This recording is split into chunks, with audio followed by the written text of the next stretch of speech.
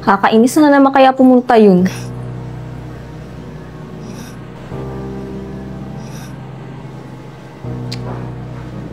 Uy!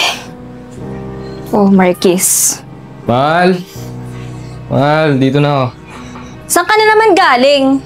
Nag-basketball lang kami ng mga tropa ko. Diyos ko naman, Marquis. Buntis na ako, yan pa rin inuuna mo? Mahal, saglit lang naman ako nawala. Talak ka na naman ng talak dyan. Lagi ka na lang umaalis. Lagi ka na lang wala dito sa bahay. Baka nakakalimutan mo buntis ako. Obligasyon mong alagaan ako, Marquis. Pwede ba, Say? Mamaya na. Pakain mo na ako, nagugutom na ako. Wala na pagkain na ubusan ka na. Alis ka kasi ng alis. Wala na lang pagkain. Buti pa doon sa mga tropa ko may mga pagkain. Doon na nga lang muna ako.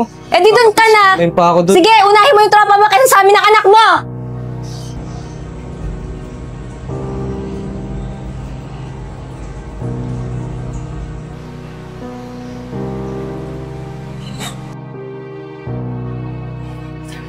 Oh, umuwi ka pa.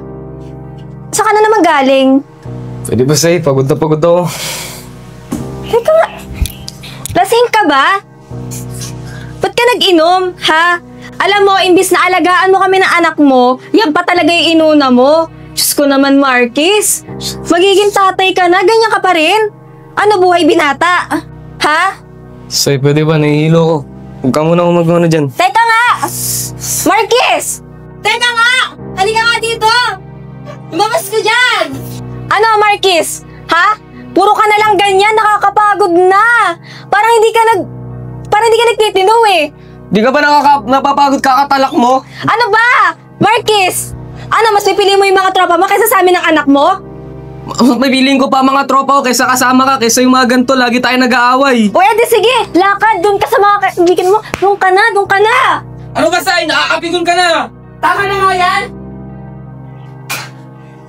Nakakalimit na kayong dalawa! Laging lang kayo nag-aaway! Araw-araw ginawa ng Diyos, puro kayo away! Ang sakit na sa tenga! Ikaw naman, Sai! Sa tingin mo ba hindi nakakasawa yung talaka ng tala? Ginusto mo magkabuntis na maaga, di ba? Magtiis ka! Halos hindi nyo nga na-enjoy yung kabataan nyo eh! Tapos kukuha kayo ng responsibilidad ngayon? Magtiis kayong dalawa! Bakit ate? Don't tell me, kinakapihan mo si Marquis. Kung sa bagay, matagal ka na nga palang may gusto kay Marquis. Oo, Sai. Matagal na ako may gusto kay Marquis. Baka nakakalimutan mong halos magmakaawa ka sa akin noon na hiwalayan ko si Marquis para mapunta sa'yo. Dahil kapatid kita, pinagbigyan kita, diba? Ako ang nagsakripisyo dahil mahal mo si Marquis. Ano ba, Jody? Tama na yan. Matagal na tapos yun. Kalimutan mo na yun. Di makatuloy sa sama namin ni Sai. Oo nga. Dapat kalimutan na. Sa tingin nyo ba makakalimutan ko yan? Na habang nandito kayo sa pamamahay ko at magkakasama tayo sa isang mundo? Ang kapal ang mukha mong sabihin yan. Inuuna niyo yung sarap. Pero pag nandyan na, tatalito niyo yung responsibilidad?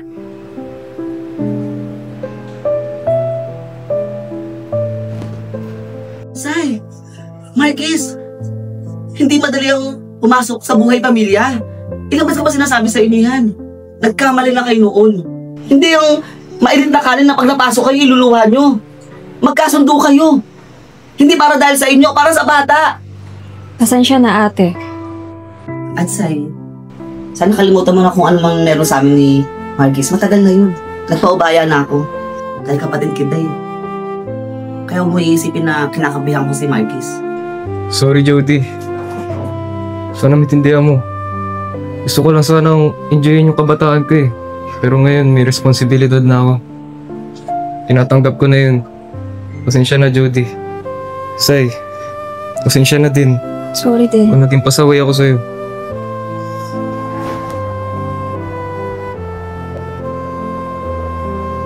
Oo, tama na yan. Sana huwag na kayo mag-away ah. Tara na, kumain na tayo.